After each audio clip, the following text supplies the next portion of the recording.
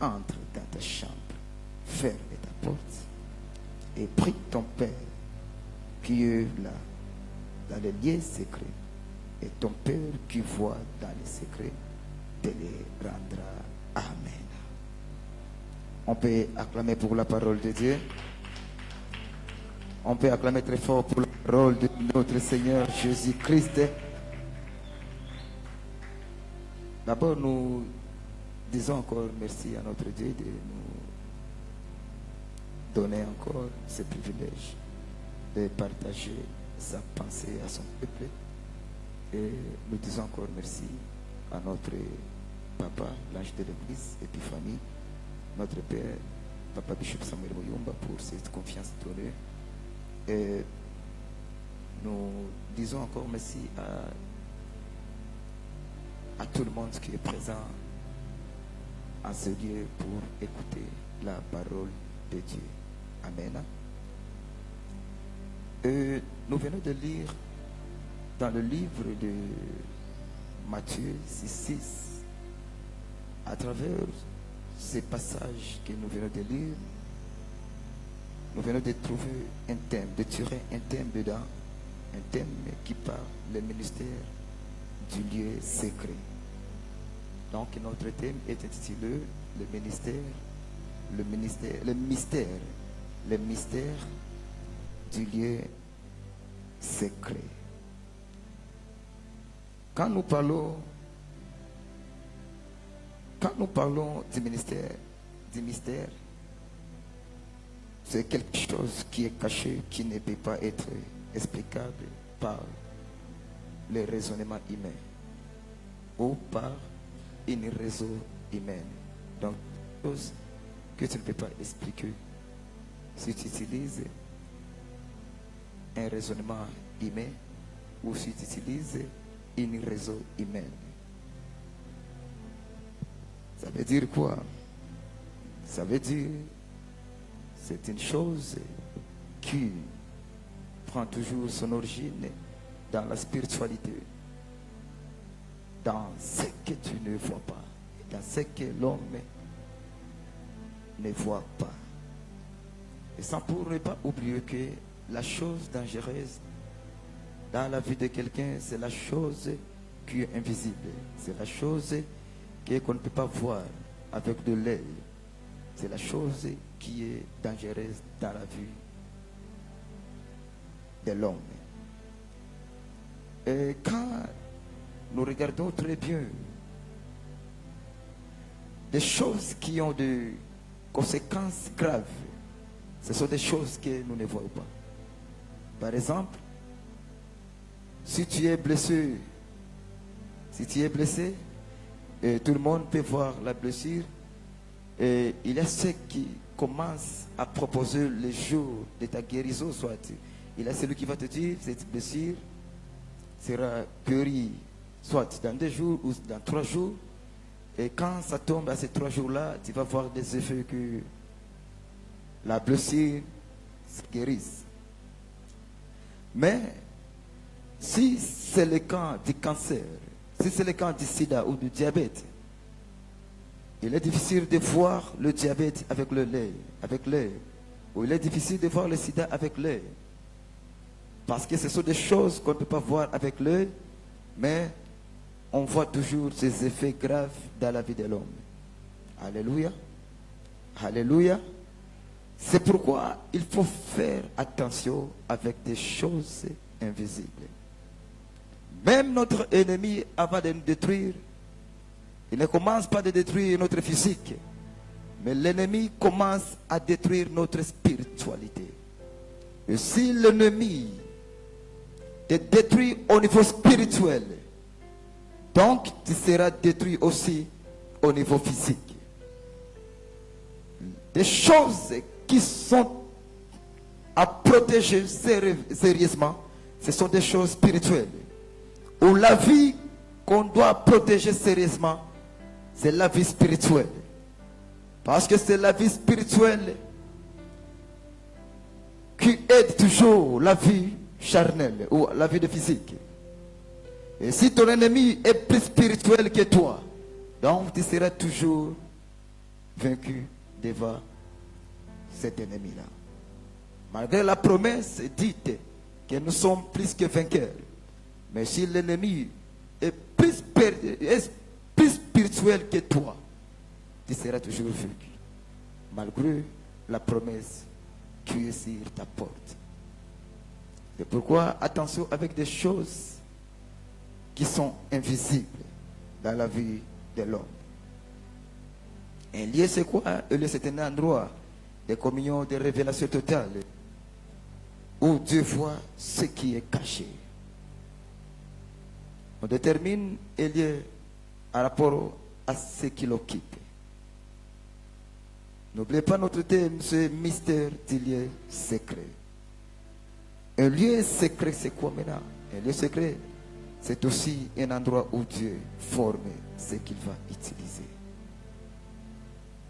Comme nous sommes des chrétiens, un lieu secret, c'est là où c'est un endroit où Dieu forme ce qu'il va utiliser. Pour qu'une personne soit utilisée puissamment par Dieu, elle doit avoir cette envie d'être rencontrée par Dieu à un lieu secret. Si vous voulez faire de grandes choses dans ce monde, il faut avoir l'envie de chercher Dieu ou envie que Dieu te rencontre à un lieu secret. Parce que ceux qui ont rencontré Dieu dans un lieu secret, c'est ce que Dieu utilise puissamment dans le public. La force que tu vas montrer au public, c'est la force que tu dois tirer dans un lieu secret. Parce qu'un lieu secret, c'est là où Dieu forme les gens qu'il va utiliser pour bouleverser ce monde. Si tu ne savais pas chercher Dieu en secret, tu ne trouveras jamais Dieu en public. Si tu ne savais pas chercher Dieu dans un lieu secret, tu ne trouveras jamais Dieu dans un lieu public. Pour trouver le Dieu et que Dieu t'utilise puissamment, il faut apprendre à le chercher dans un lieu secret. Même notre Seigneur Jésus-Christ, la puissance qu'il manifeste devant la foule, il ne l'a pas tirée quand il est avec les disciples. Mais la puissance de Jésus-Christ a été toujours tirée quand Jésus-Christ s'écarte avec le disciple pour aller à la montagne, à un lieu secret. C'est là où il renouvelle la force et la puissance. Et quand il va descendre devant la foule, il manifeste ce qu'il a trouvé dans le lieu secret. Toi qui aimes toujours le public, tu limites toujours la puissance de faire des choses dans ta vie. Il y a parfois qu'il faut s'écarter avec des amis.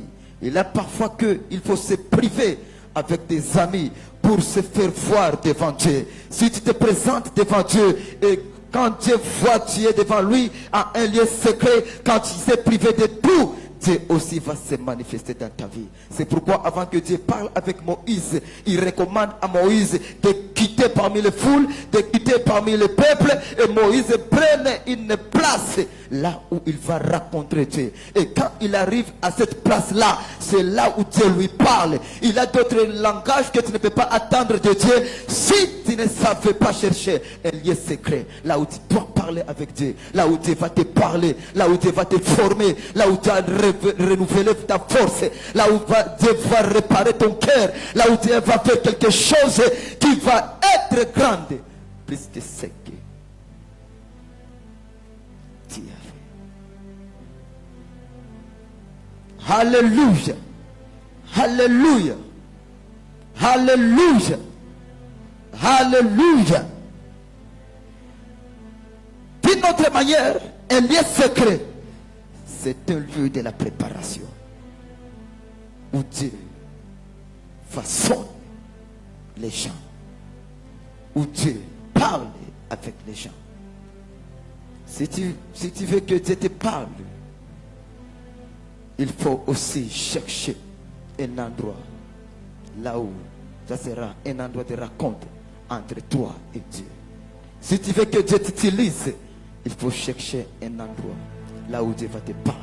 La consécration n'est pas l'imposition d'aimer sur l'homme. La première consécration n'est pas l'imposition d'aimer sur une personne. Mais la première consécration, c'est lorsque Dieu te reconnaît qu'il va t'utiliser. Quand Dieu te reconnaît dans le secret qu'il va t'utiliser, ce que les gens vont faire, il va seulement concrétiser. Parce que le premier appel, ça se trouve dans le cœur. Alléluia. Alléluia. Donner la mission, c'est celui qui leur dit d'aller dans un endroit, d'aller dans la chambre haute. Et le Saint, il va les enverrer, le Saint-Esprit. Et le Saint-Esprit surviendra sur eux. Alléluia. Alléluia. Alléluia.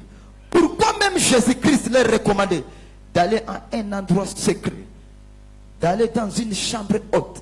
C'est parce que pour que Dieu soit avec toi, pour que Dieu se manifeste surnaturellement dans ta vie, il faut que Dieu se manifeste surnaturellement quand tu es avec lui. Et quand il se manifeste dans ton cœur, dans ta vie, c'est le moment qu'il va te ordonner d'aller maintenant. C'est donc d'aller maintenant lui présenter dans le public. C'est pourquoi il a fallu que les disciples restent là, pour que le jour que le Saint-Esprit viendra sur eux, ils seront façonnés, il aura de la puissance, il aura des signes et des prodiges, et il aura de la puissance pour vaincre l'ennemi. Mais toi tu veux vaincre l'ennemi, or tu n'as pas le temps de se retrouver avec Dieu.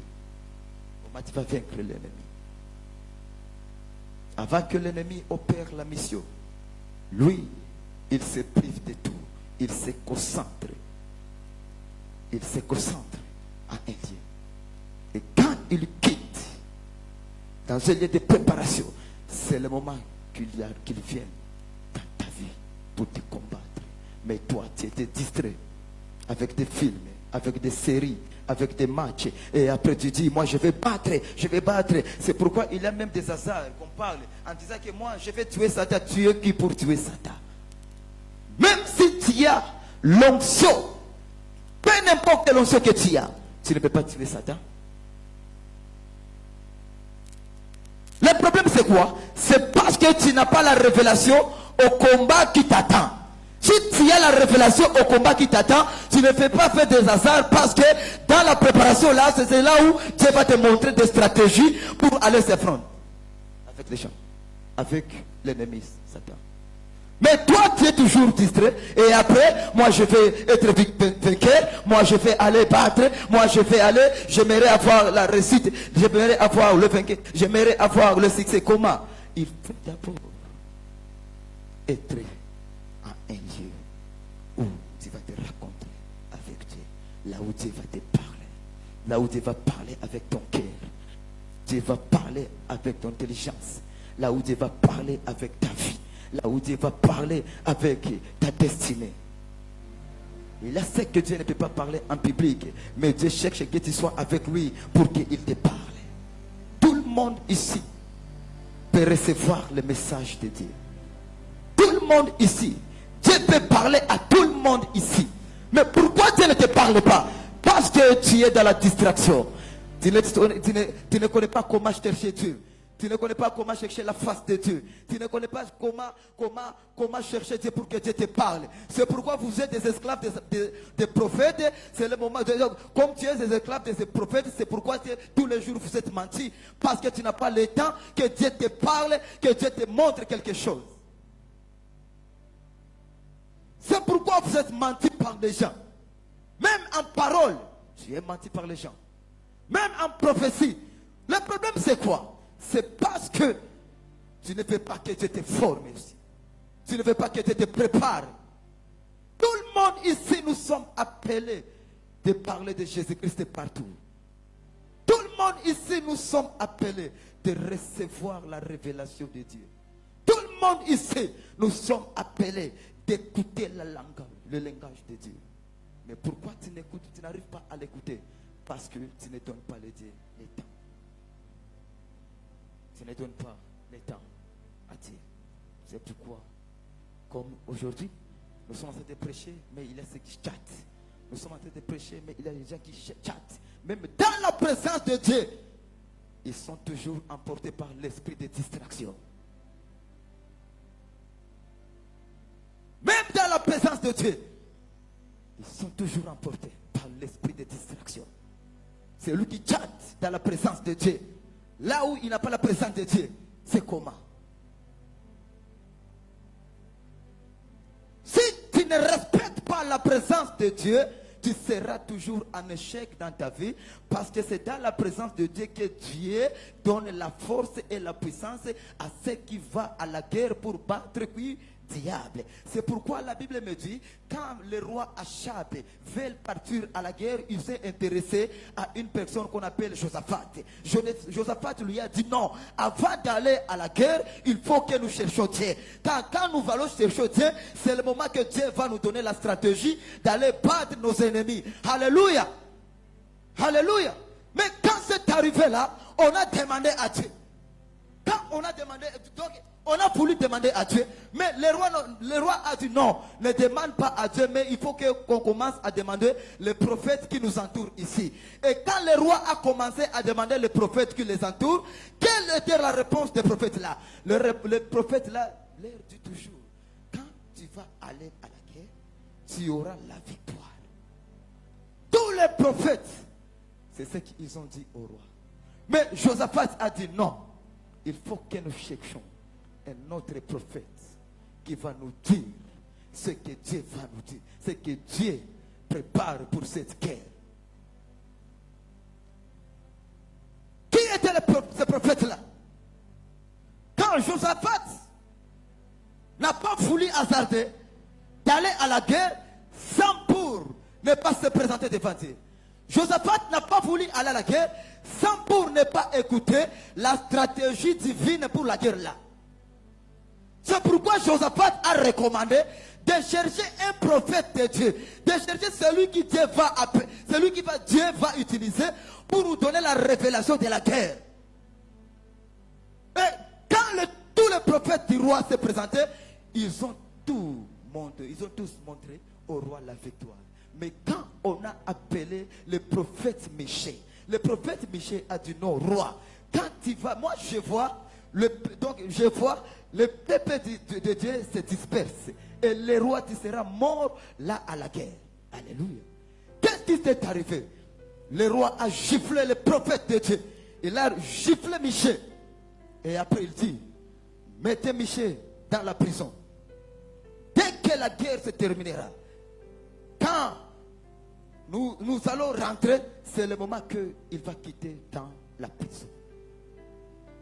Josaphat, je t'avais dit quoi? S'il appelle Michée, ce monsieur n'a jamais prophétisé de bonnes choses pour moi. Toujours il prophétise de mauvaises choses. Mais c'est dans de mauvaises choses où se cache la vraie raison de Dieu et la vraie révélation de la guerre que tu as. Si vous voulez seulement des prophéties, recevez les visas, recevez les passeports, recevez les voyages, recevez tout ça. Il faut aussi accepter la prophétie qui va te dire, Dieu te dit, il faut changer, il faut changer, il faut changer, il faut laisser le péché, il faut laisser le péché, il faut que tu sois purifié. C'est ça la prophétie qui forme le vainqueur de tes mains. Alléluia. Et quand le roi dit d'aller à la guerre, qu'est-ce qui est arrivé là? Le roi a dit à Josaphat, pour que les ennemis ne me reconnaissent pas, il faut que nous changions des habits. Toi tu vas porter mes habits et moi aussi je vais porter tes habits, Josaphat. Qu'est-ce qu'il a fait? Il a pris ses habits royaux, il a donné ça à Josaphat pour se couvrir, pour se cacher à la face des ennemis. Alléluia. Alléluia. Qu'est-ce qui est arrivé? Donc lui, il a voulu que Josaphat soit mort à sa place. Qu'est-ce qui s'est arrivé? Quand ils étaient à la guerre, il y a un soldat qui avait lancé sa lance à hasard. La lance là est allée se diriger en cherchant les rois. Là où il y a le défaut de Kiras, c'est là où le prêche s'est le roi Philmon. Michée a parlé la vérité. Et sa vérité lui a causé des grands malheurs. Mais la vérité restait toujours la vérité. Josaphat n'a pas été mort parce que lui, il connaissait très bien le secret de la guerre. C'est chercher un lieu là où Dieu va te donner la stratégie pour vaincre. Ça n'est pas oublié. Un lieu très protégé dans une maison, c'est la chambre. Un endroit très protégé dans une maison, c'est la chambre. Il y a d'autres choses qui ne commencent pas au salon. Il y a d'autres choses qui commencent dans la chambre et puis ça se manifeste quoi? Au salon. Il y a d'autres décisions qui commencent dans la chambre. Il y a d'autres réalisations qui commencent dans la chambre. Et après, ça se manifeste au salon. Et après, au salon. Dans une maison, un endroit de secret, c'est toujours, c'est dans la chambre. Là où tout le monde protège. Pourquoi on protège la chambre? C'est là où tu mets toujours ta tête. C'est un endroit de repos. C'est un endroit de ton cul qui pousse un homme de bien réfléchir. C'est un endroit où l'homme peut oublier tout ce qui lui a blessé et il commence à voir sacré. La chambre, c'est un endroit qui est sacré.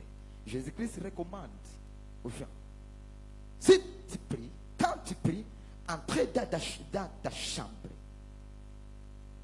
Entrez dans ta chambre. Deuxième des choses, quand tu entres dans la chambre, il faut aussi fermer la porte. Pourquoi fermer la porte? Quand on ferme la porte, c'est parce qu'on n'a pas besoin de la sortie ou de l'entrée. Alléluia. Tu n'as pas besoin de la sortie ou de l'entrée. Parce que quand tu es dans la chambre, il faut que des choses nouvelles apparaissent dans ta vie là.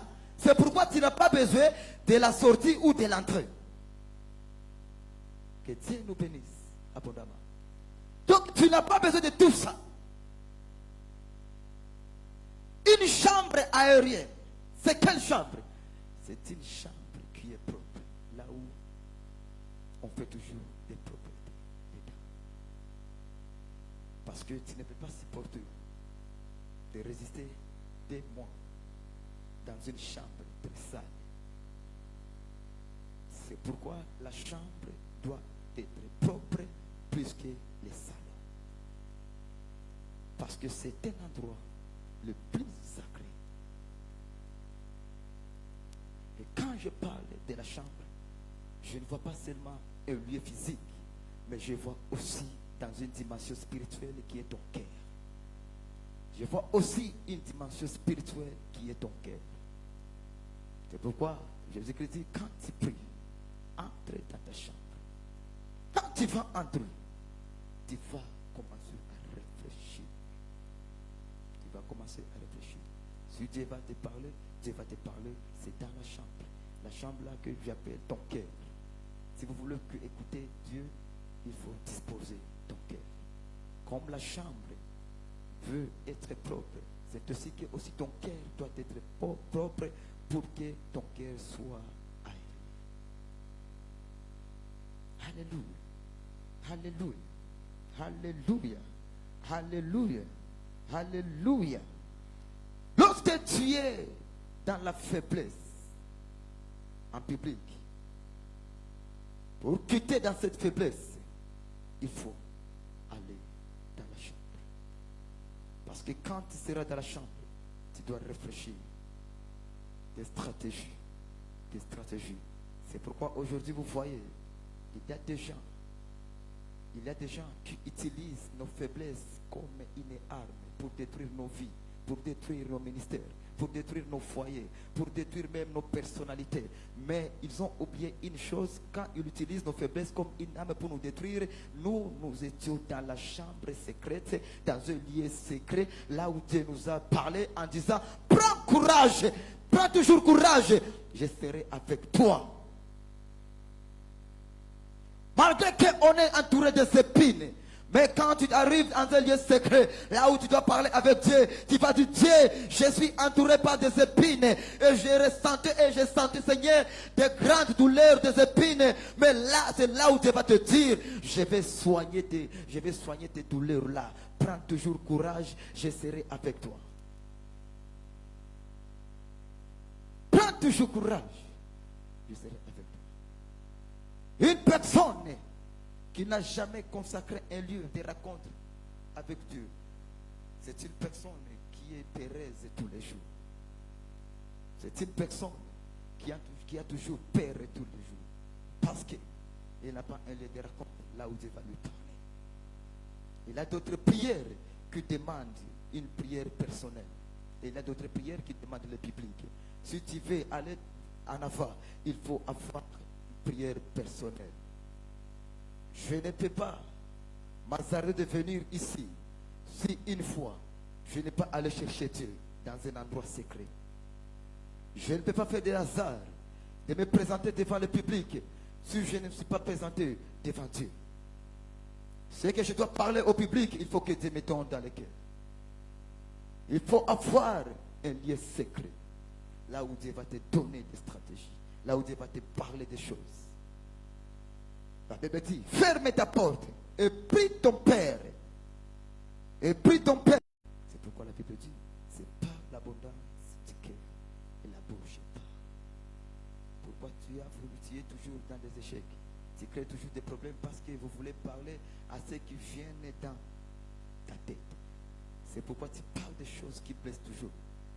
Mais si tu vas parler à ceux qui... Donc si tu vas exhiber ce qui est dans ton cœur, avant de les parler, ça sera purifié et vérifié.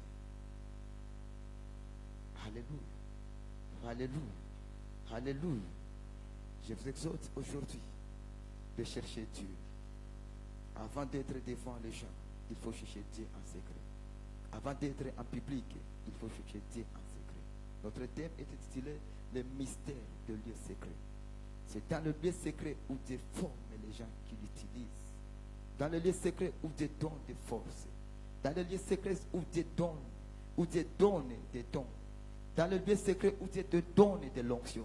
L'onction n'est pas de parler beaucoup. L'onction n'est pas de créer l'embouteillage. L'onction n'est pas de parler. L'onction n'est pas de prêcher avec la force. L'onction n'est pas de prêcher avec la force et avec des mouvements. Mais l'onction, c'est la capacité de Dieu dans le cœur de l'homme et la capacité qui va être manifestée dans le public pour que les gens reconnaissent que Dieu est là et la puissance de Dieu est là. C'est le problème de Mafuta, onction.